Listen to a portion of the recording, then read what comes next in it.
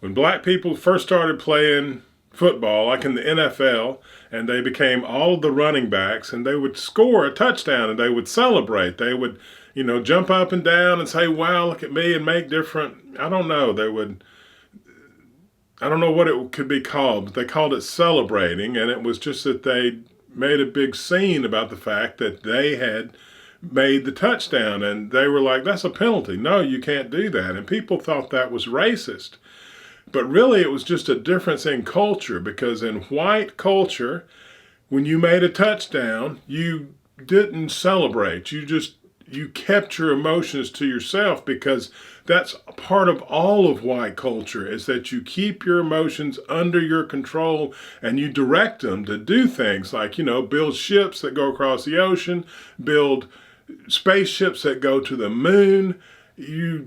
By harnessing that power and keeping it within you, you can direct it at certain things and do great things. And that football was part of that whole experience in white culture. And they would have these white men down on the field, battling each other, putting up with pain, tolerating the pain, making a success, and being sportsmanlike, which is more than just on the field. That is a way of living, a way of not celebrating your success and getting lost in, don't rest on your laurels, is a common from the Greeks, because that is where Western culture originated, is from the Greeks.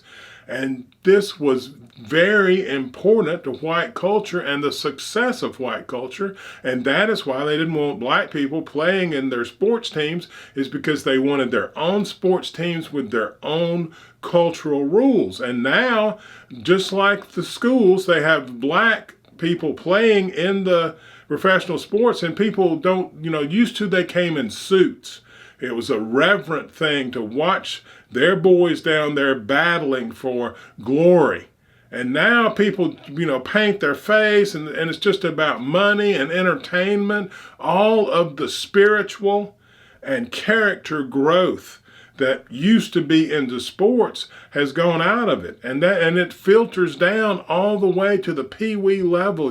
It is not the character building activity that it used to be. And in fact, it's become, cheap and not even particularly good for the players or the audience. It's become a negative.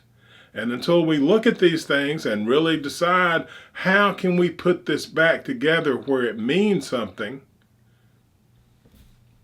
we're not going to have anything.